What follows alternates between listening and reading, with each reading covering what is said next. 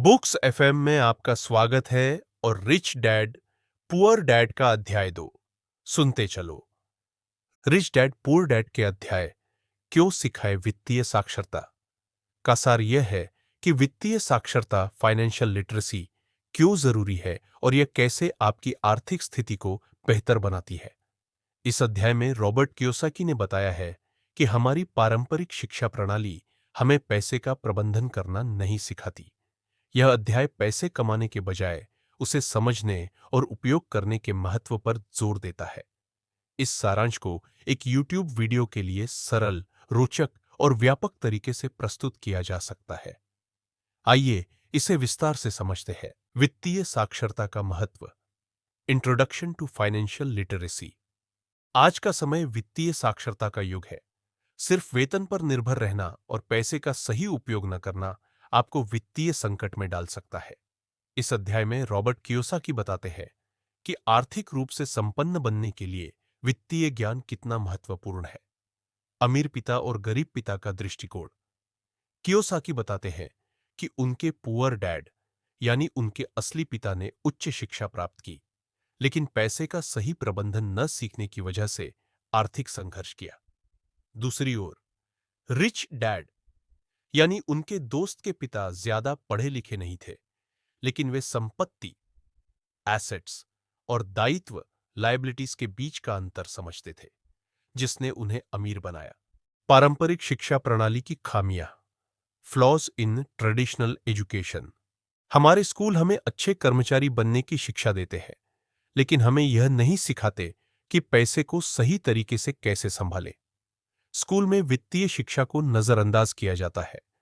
बच्चों को पढ़ाई और नौकरी के लिए तैयार किया जाता है, लेकिन उन्हें पैसा बचाने और निवेश करना नहीं सिखाया जाता। आर्थिक ज्ञान की कमी के कारण लोग अपनी पूरी जिंदगी काम करके भी आर्थिक स्वतंत्रता हासिल नहीं कर पाते। संपत्ति और दायित्व का अंतर। Assets versus liabilities. इस अध्याय में रिच डैड सिखाते हैं कि संपत्ति और दायित्व में अंतर करना जरूरी है। संपत्ति एसेट्स। संपत्ति वह होती है जो आपकी जेब में पैसा डालती है, जैसे कि रियल एस्टेट, स्टॉक, व्यवसाय आदि। दायित्व लायबिलिटीज। दायित्व वह होती है जो आपकी जेब से पैसा निकालती है, जैसे कि कर्ज, महंगी गाड़ियां और गैर जरूरी खर्च। अधिकतर लोग सोचते हैं कि उनका घर उनकी संपत्ति है, जबकि वास्तव में यदि वह केवल खर्च बढ़ाता है और आय नहीं देता, तो वह एक दायित्व है। डर और लालच के प्रभाव। Fear and greed. यह अध्याय बताता है कि लोग डर और लालच के कारण पैसे के लिए काम करते रहते हैं। डर। लोग नौकरी खोने या कर्ज में फंसने के डर से केवल तनख्वाह पर निर्भर रहते हैं। लालच। अधिक पैसे कमाने के बावजूद उनकी लालसा बढ़ती जाती है और वे अपने जीवन स्तर को महंगा बनाते रहते हैं।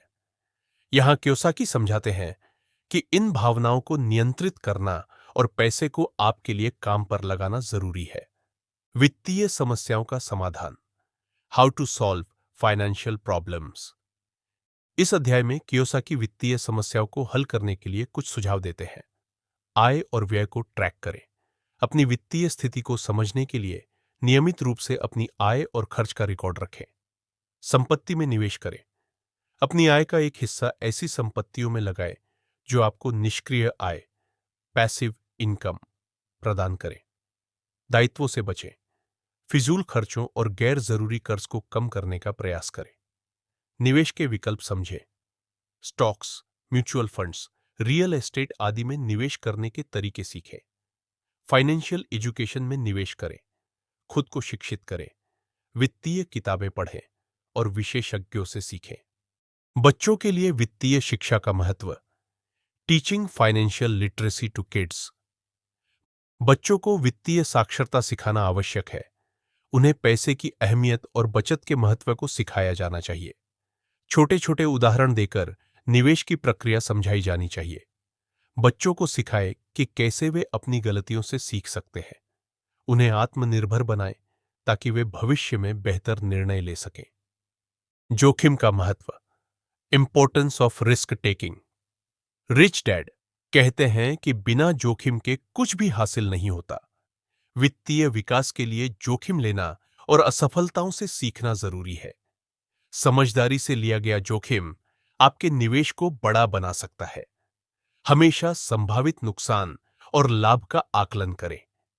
अध्याय का प्रमुख संदेश, की टेकअवेज। अध्याय क्यों सिखाएं वित्तीय साक्षरता।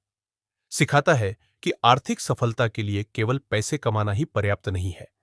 आपको पैसे का प्रबंधन करना सीखना होगा, अपने डर और लालच को नियंत्रित करना होगा, सही संपत्ति में निवेश करके निष्क्रिय आय का निर्माण करना होगा। वित्तीय शिक्षा केवल बच्चों के लिए नहीं, बल्कि वयस्कों के लिए भी महत्वपूर्ण है। समापन, कंक्लूजन। आर्थिक स्वतंत्रता प्राप्त करने के लिए अत्यंत महत्वपूर्ण है।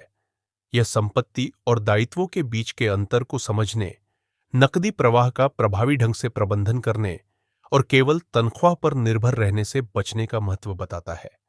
यह निवेश, दीर्घकालिक योजना और वित्तीय कौशल को जल्द ही सीखने की आवश्यकता पर जोर देता है।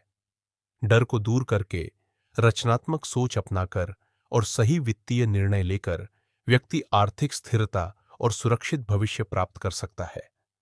वित्तीय शिक्षा न केवल बच्चों के लिए, बल्कि वयस्कों के लिए भी जरूरी है, क्योंकि सीखने की कोई उम्र नहीं होती। क्या आप अपनी वित्तीय स्थिति का प्रबंधन कर पा रहे हैं?